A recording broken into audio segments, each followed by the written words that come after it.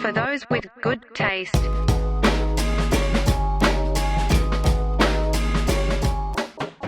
What is up, tasties and tastettes? Welcome back to another movie review. It's your boy Lenny, joined again, as always, producer extraordinaire, Bucky's connoisseur himself, Dante. And you're not wearing any descriptive clothing this week. D33 Ray in the building. I feel like his sweater says something. Trying to lay low, does it? What does it say? It doesn't. Over here. All right. I thought you, dude. I thought you were gonna hit him with it. I was like, this is dastardly. Imagine. It says something. The string is man. over it, so I couldn't read it. But yeah, If you're into, old school tomfoolery like us, Boyish pranks. taking noses and such, make sure to drop a like, comment, share, and subscribe on the video down below. Thank I you. don't think I've ever heard it referred to as taking Well, noses. that's the other thing. Oh, got your nose. Yeah, there you go. There you go. Gotcha. Classic. That is a classic. And you know what else is a classic? The movie Flight Risk. Is it though? I'm overselling. I'm overhyping. Mark Wahlberg, though, at his finest. Give him that. I'm overhyping. I'm overselling. That's also not true. Do we have box office or anything for this movie yet? For those of you who aren't in the know, this is a Mark Wahlberg feature where he is in a plane over Alaska. They're sightseeing bears. Where he comes across a man in handcuffs that happens to be in the back of his plane. No, it's not. That's exactly how it goes. No, it's not Nick Cage. Oh man. It's actually Topher Grace. All right, so Flight Risk released this past weekend, and it led the weekend at 11.6 million. Now, here's the thing: the budget can't be that crazy. There's only one expensive shot, I would say, right? In the whole movie, so the budget can't be that crazy. 11 million seems like it's okay. And it's all in one setting. Yeah, This is probably a $40 million movie. 12 million. 25. What? Spot on. Spot on. Where shall we start here, huh? Where shall we start? What's your take, Dave? I mean, I guess we'll start with I think acting performances. Yeah, let's go there. You know, There's only 3 actors in it, so I think Mark Wahlberg's lines were funny at times. They were a little comical in terms of just his violent nature, what he wanted to do to his 2 passengers. Yeah. Topher Grace, I feel like, he was there. It could have been anybody in that role in the movie. And I gotta say, don't think I was a big fan of, couldn't tell you the actress's name nor the character's name, the main character of the movie. I don't know which one I want to start with here, because I have some thoughts on all of the above. Madeline would be the character's name. Let's start with the girl, because it's the easiest. Man, I want to be respectful. I thought she was really bad. I thought she was the weakest point of this whole movie. And I think, unfortunately, whatever there was here that could have been a better film, I think hinged upon her performance. And I thought her performance was so bad to me. Dude, the first 10 minutes, I did the thing where I just wrote a note in my phone that was just the script is terrible. Oh yeah, I was like, is this another script written by AI? Dude, the lines in the fucking motel room at the beginning, they were pretty bad as well. Were brutal, and there was so little chemistry between her and Topher Grace in any of those scenes, and then all of a sudden he's hitting on her, and I'm like, you guys, this doesn't work. The vibe. There was a lot of vibes in this movie, because this movie was an amalgamation of a bunch of different themes of movies. I feel kind of put into one. And they tried pulling all these things, and there was a lot of them that just really, really didn't work. And I think it starts with her. The only time that she had any sort of energy or likability came from the flirting with the other pilot on the phone. I'll get to that. I don't know. I think that was the only time that she was able to kind of crack a smile, laugh, and you just saw a little bit of personality with it. But other than that, the dial and the motel lines hey, Dom and Jim, I got a job for you. I would go come hold this dude's hog. Yeah, exactly. Yeah. I would go as far as to say anything up until Mark Wahlberg is on the screen is like the most uncomfortably bad. It's script just like a since Madam Web. cringy. It's like a cringy like B movie. Yeah, like nothing behind the performances, nothing.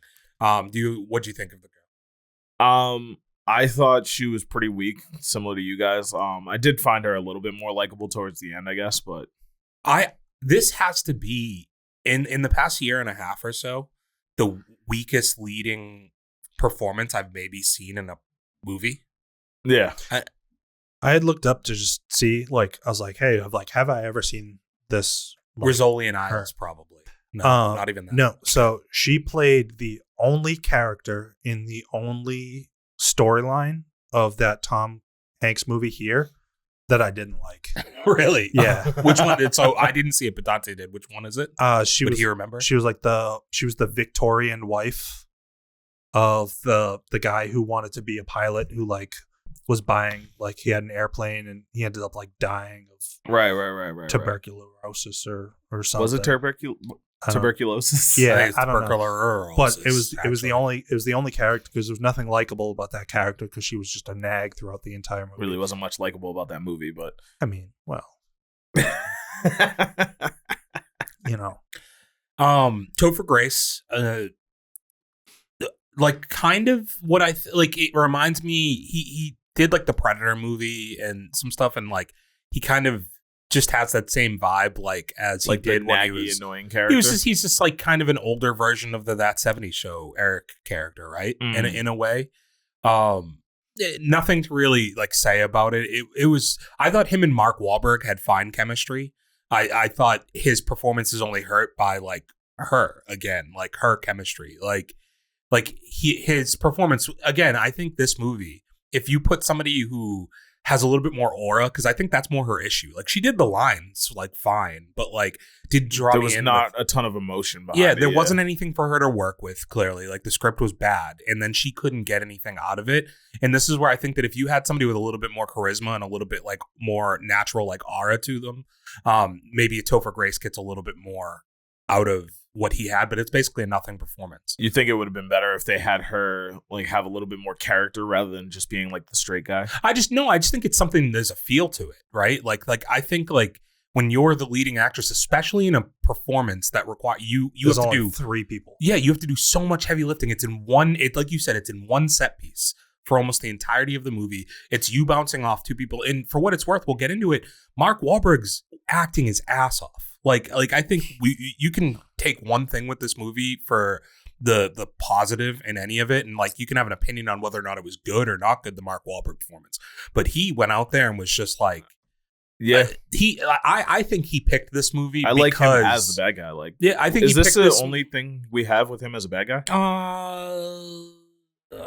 I'm missing something. There's definitely got to be one. I mean, you know what it was reminiscent of to me is just him working with Will Ferrell.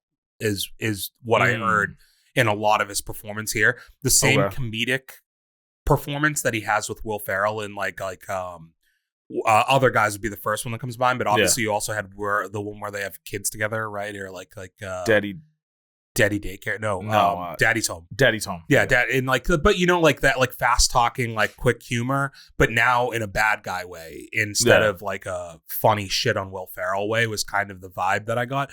But he was just like, I'm gonna do this movie. I know it's bad, so I'm just gonna like go crazy to the walls. Yeah, like that's the vibe I got from it. Was like, this is a movie I can, maybe nobody fucking sees it. They're paying me a boatload of money, and I'm just gonna go in and do whatever I want, you know, and kind of go crazy. And I thought like he went for it 100%. And that's where I think if you have a good compliment to him in the female side of it, I think it takes a better movie. At least a star level higher, right? Like it's a more captivating film. Yeah, like you get some like action and tension in this movie, but like for the most part, it's heavily held by the dialogue. So I can see where that's what makes it or breaks it. Yeah, I none of the action, I don't know about you guys, was like I didn't think it was that far fetched aside from the falling straight to earth thing. Oh yeah, the way she moved when they were like dive bombing, I was like, no, that's just defying the laws of physics. But the fact that he was able to fall flat backwards and not fall, that was rough. Yeah. I was like, there's no way that you would be able to force enough to push that up. And then the next scene, she's like standing up as the plane is going down. You're like, no. Nor would she probably have the strength. I just feel like as they were up. shooting that, they just forgot which orientation Dude, the plane was on in. top of it, they were in a free fall, like straight, not even free fall. They were gas forward towards the earth for a while. Yeah. Like, It was almost as long as the Fast and Furious runway scene. Yeah. I mean, when you talk about some of the other action, like I did think like the stabbing scenes were good, like it, because you knew he was breaking himself free, but then all of a sudden the knife just comes in and it just gets stuck right in him, and I was like, oh shit. And then just like a couple seconds later, oh yeah, let me get that for you. Pulls it out and just stabs him again. I was like, oh damn. But that's just a testament to Mark Wahlberg's Well, it performance, was a you know what I mean? compliment to them following along with the character that they had built, right? Like I think that's a credit to the scriptwriters in a way, honestly, because like that's the way his character was written. Was not that he was going to like threaten stabbing or that he was going to fuck up stabbing. Like he just went right for the stabbing. I wish they gave us more violence from him. Like I feel like there was too much of the movie without him almost. Yeah, it was more descriptive in the violence than it was the actual act of it. Well, you couldn't have him like, oh, be violent, locked up, escape, be violent again, locked up, escape, be violent again. Like it just not sustainable. It's not realistic. Right. Yeah. I guess give me more on his like final escape. Because even dude, like I not to get ahead of it, but like him getting like shocked to the fucking throat for a minute and a half was like already unrealistic in a lot of ways, right? Like his brain would have been fried from that. Yeah. You know, so you mentioned like, we knew he was going to escape and all that. Like, did you guys find the edited or the directing of the like the visual stuff very heavy-handed? What do you mean? Like, oh, here's a knife that's going to come into play later. Yeah. Like there was just a ton of this like framing nothing, right on stuff. Nothing was subtle in the way that they set anything up. You know what pissed me off the most? The sunglasses. Yeah. This bitch didn't have sunglasses on the whole time. She's gonna put them on that one time, take them off, go to him, and then he gets them. And it was just like, and does this awkward like hold in her, like the spot where her head's like in his chest. Oh yeah, for like the an weirdest awkward headlock. amount of time. Yeah, like I thought that was like a little too like, oh, it was just so he could get the thing off her head. You know? Yeah.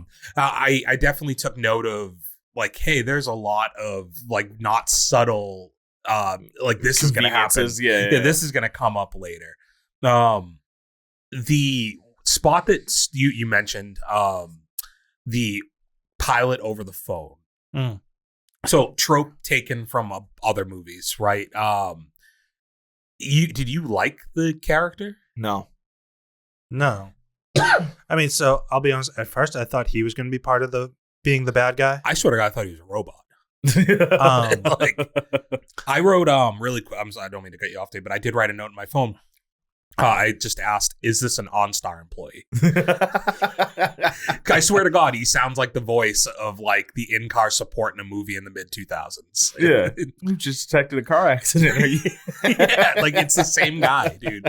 Go watch the end of Horrible Bosses 2, I think this is a deep pull. Horrible Bosses 2 ends with them like they're on the phone with the OnStar person and he hears the confession from the bad guy and like gets them caught or whatever. And I think it's the same actor. So, like, tell me what you thought, like, because this was running through my mind as I'm watching it. So, you start to understand that there's a mole, right? And the first thought is, like, her girl boss is the mole who set her up, right? And then she gets this pilot to kind of, hey, this is the heading you want to go turn it on autopilot. Next thing you know, they're flying right at a mountain. Yeah. So I was like, okay, he set her on that path with the autopilot to just drive right into the mountain and kill him. Only reason I didn't go to that was like I was anticipating there was a chance he was gonna be not real at some point and they're a bad guy, but like they said that they didn't know exactly where they were on the map. The GPS unit was broken, so yeah, that was gonna be the explanation. Like he just knew. Yeah. He just knew, hey, like water. You were in this general area, you want to go this direction. So then there's a scene where it's like, all right, the girl boss, she's the mole, she's the bad guy. Let me talk to the big director. Boss, yeah. And then she's like, all right, hold on. The pilot's calling. And then she gets back on the phone with the pilot who runs her through a couple things. And I'm like, if you think this girl boss is, I keep saying girl boss because I don't know the character. Leah I think it was Remini. Val. If you think she's the That bad was guy, Leah the mole. Remini? Really? Huh. King of Queens? Yes. I didn't get that. It's weird that they kept her completely off. Off screen, yeah. I want to get But into that. If you actually, think that because she's the bad guy, like you also have to think that this pilot that she put you on the phone with is the bad guy. Why are you just hopping on with him and assuming? Completely off that point, but just scrolling through IMDb, like looking into this movie, the guy on the phone and the guy at the end that shows up out Two of the car, different people. two different people. weird. Really? They had a different guy voicing the phone call. I like Why? that voice was off-putting to me the whole time. Like Yeah. it just felt so like robotic, like, like and then- monotone call and, like, center type the shit. flirtiness was not like good. Like it didn't sound authentic in the flirtiness of it. Like it sounded robotic, like Yeah. AI. And so a couple things that don't make sense to me or would have made the movie make more sense for on the front of the guy, right, flirting.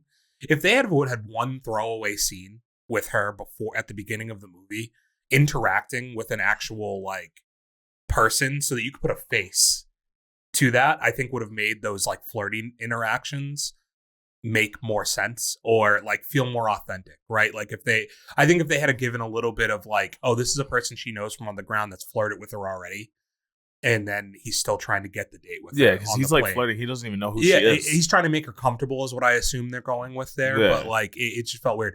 The other thing that from a cohesiveness that didn't I noticed this at the very beginning. She takes the phone call in the motel, right? And it's like, hey, he wants to make a deal. And she just talks on the phone. You don't hear anybody on the other side of the phone. She's just talking on the phone. And there was bad scripting. And I didn't at first I was just like, it sounds like shit. Like the lines don't sound real. Yeah. But then the weird part to me for the rest of the movie, every other phone call in the movie, You hear the other side. you of the hear phone. the other side. So I kept thinking I thought she something- faked that phone call. either I thought that it was going to be like we weren't showing us that because there was a bad person on the side of that phone call that she didn't know or something. But it was nothing. They just didn't Yeah. have the other side of that phone call. My last thing on the phone call point, now that you've told me it's Leah Remini, is why wouldn't you just do like a thing where like she's in like a FBI or US Marshals like Yeah. headquarters doing the conversations back and forth, you know? Like, and then I think it would have added more tension to the scene of her finding out that like it's bit like, oh, you accused me and now they're after me. Yeah, Like thanks, I think bitch. that scene would have probably felt a little bit more tense because to be honest, her be like it didn't even feel real that she was killed like 2 seconds later, right?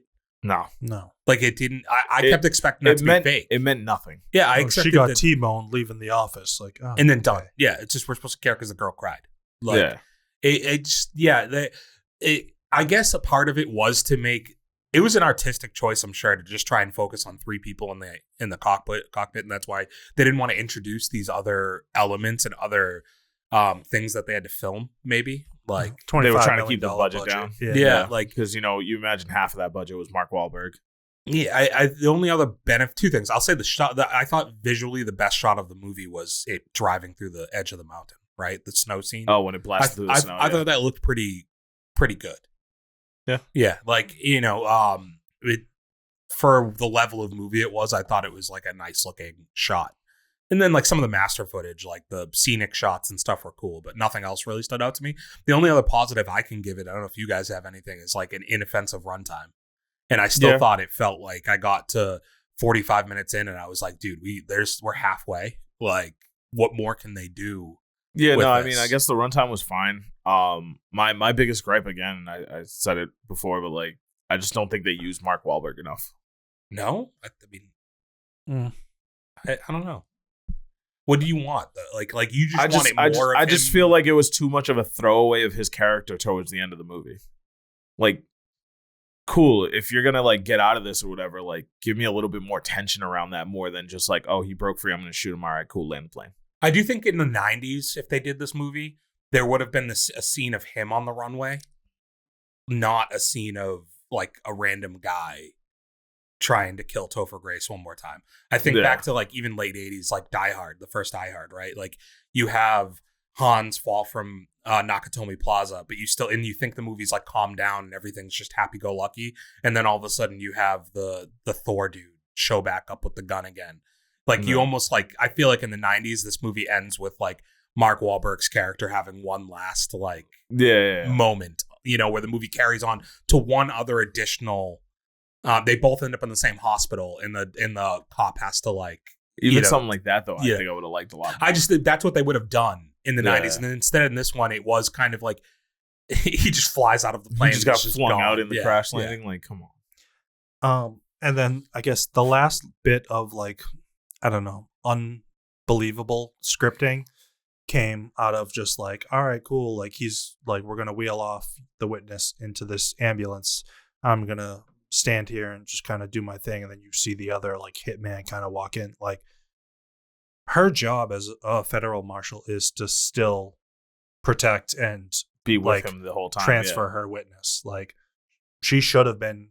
Nobody stepped in and said we'll take him. Right. Yeah. She should have still been sitting right next to him in that hospital and then like you open these doors and you shoot a guy in the middle of an ambulance with cops and firefighters. I hated that too. Everybody's just peeking. That was weird. What's going on? And not a single one of them was a cop. Yeah. Like gunshots. Where's the cop? There's a guy dead in the back of this ambulance, got shot in the head. Nobody's concerned that we've been infiltrated. Like, how did he get on the force? Oh, that was crazy. God. Yeah, no. Just, yeah. You guys want some Letterbox ratings real quick? Yeah. Oh, God. So Clockwork King gave it a 1.5 star performance. He just wrote Mark Wahlberg. His bald cap on close-ups, rough. Yeah. You could see. Yeah. I thought they were going to reveal that was also fake, and he had full head of hair underneath. Like that was just he already lost the toupee. Like he's it was a double faking. gag. Yeah. That would have been really funny. A 1-star review from Chris with no H. AI generated snow motel in a 2005 CGI moose being the first thing you see is crazy. Valid. Oh yeah, the CGI moose. I forgot about valid. 2-star from Enrique, I suppose. I was rooting for bald Mark Wahlberg the entire time. So Dante, you have a fellow supporter in this. Okay, what is this one? So this is a quote from Marky Mark in it. If I was on a plane with my kids, it wouldn't have gone down like that.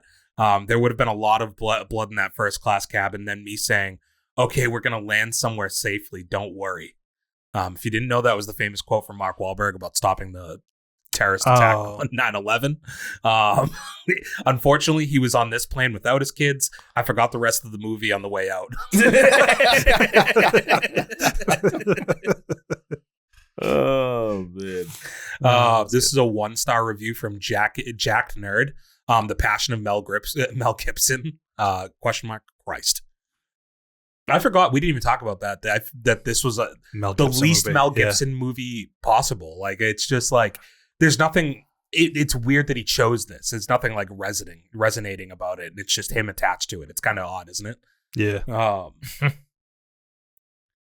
Yeah. 1-star review from Cobb. That let's be serious. This shit was doomed from the start. Fair. Go ahead and go back and read some of these Letterboxd comments. They're always a blast. Let's give our ratings though. I dropped it at 2 stars.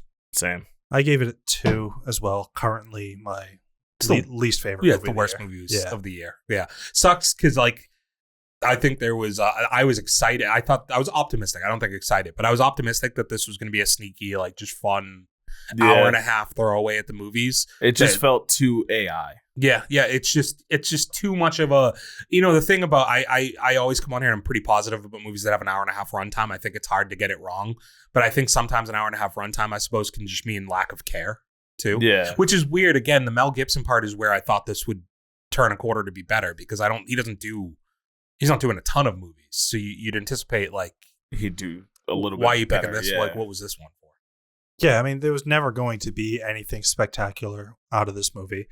I think like the only thing we've all stated, like I think maybe you choose a different actress in that role that can bring a different level of energy, maybe hit a couple lines better, maybe ad-lib a little bit more somewhere along the lines, and I think you're probably at least bump it up to maybe 2.5 at the most. But Yeah, I mean they promoted this in the right way because it did hinge upon Mark Wahlberg and like you basically focused on him and then you watch the movie and you're like, well, with right reason they probably couldn't find a scene with the girl that was like good enough to draw you in, you know, and you had to just use a ton of Mark Wahlberg and be like, hey, Topher Grace is in the back of this plane too, just in case you were wondering. Let us know if you guys saw it out there though, what you think. Did you want more Marky Mark in this one? He was on this plane and it did happen. It's unfortunate. No snakes. No, none. Like, comment, share, and subscribe. Yeah, and until next time, it's been real. We bid you. Vale, adieu. Peace. Later. For those with good taste.